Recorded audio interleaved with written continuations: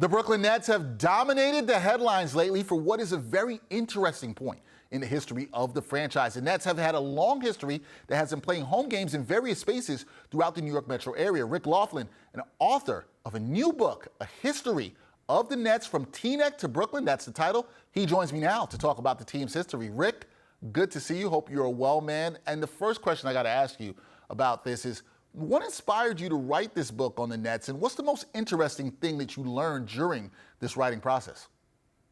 So personally, for me, I felt that the Nets organization did not have a strong connection to their history. Look, this is not the New York Yankees with a storied championship history or the Pittsburgh Steelers, but I almost felt as though when the team, I grew up in New Jersey watching the team at the Meadowlands, and I would look up when I was at Continental Airlines Arena, which later became Izod Center. I would look up and the rafters and I'd see Dr. J and Super John Williamson and Bill Melchione.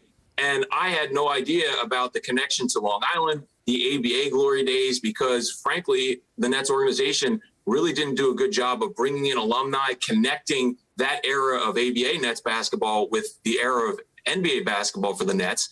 And then upon the move to Brooklyn, I almost felt as though they were creating an entirely new franchise altogether. So I felt it was important to connect that generation that grew up watching them in the ABA, for myself watching them in the NBA, and then now the new generation of Net fans that only know them as the Brooklyn Nets. So that was my inspiration for putting together this book. In writing A History of the Nets, your book, which era of Nets basketball did you really enjoy exploring when writing this book? I mean, I'm probably biased from this standpoint, but that was really my childhood and young adulthood, was watching Jason Kidd and those back-to-back NBA championship, appearances. They didn't win, of course, playing the Lakers, being swept in 2002, and then losing in 6 games to San Antonio. I look back and I compare that era of Nets basketball, that Cinderella team. Lawrence Frank gave an interview when the Nets, of course, traded for Jason Kidd. He had the problems off the court in Phoenix, and they landed a player of that caliber that from day one in training camp at practice, Jason Kidd was diving on the floor. He set an early tone for that team. He was a man of a few words, but he just led by example. And he really just played, in Lawrence Frank's actual terms, like a man on fire that first year and certainly that second year with the Nets. So that was really a fun to be able to relive those few years with Jason Kidd at the helm. That was enjoyable for me, and certainly obviously a part of my young adulthood. Yeah, I think that's an enjoyable era for many fans of the Nets. Now, the last 10 years, Rick, of the Nets history, that's been in Brooklyn, as you said. So looking back, was the move to BK helpful in growing the fan base? And what do you make of the franchise's ups and downs over the past 10 seasons?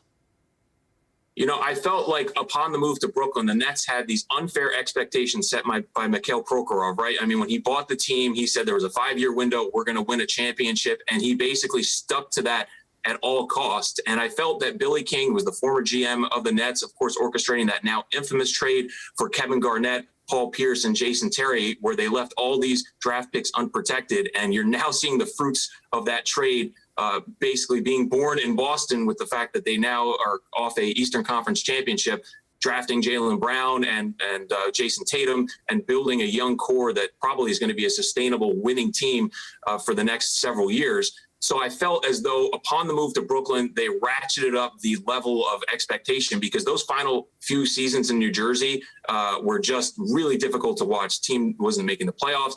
Fans weren't showing up for games. They had 1 foot in the door, 1 foot out the door. So upon that move to Brooklyn, I felt as though they tried to ratchet things up too quickly. They mortgaged their future. And we're almost seeing a redux of that now with the Kevin Durant, Kyrie Irving, and James Harden situation, because again, I do truly feel that the Nets, when they moved to Brooklyn, they put the Nets brand on the back burner, and they really tried to make the Brooklyn Nets a lifestyle brand. I'm hoping in some small way that this book will help connect, as I mentioned, those generation of fans that have watched the team over the years, both young and old, because again, this is a franchise that really had humble beginnings and now had championship aspirations. And I know with some pending trade requests and things up in the air right now, that's looking murky at the moment. Nets history is continuing. That is Rick Laughland. His book, A History of the Nets from Teaneck to Brooklyn, drops Monday, July 11th. You can pre-order it now. Check that out. Rick, thanks for joining me. Good to see you. Always good to talk some Nets basketball. Thank you for having me, Dexter. Thanks.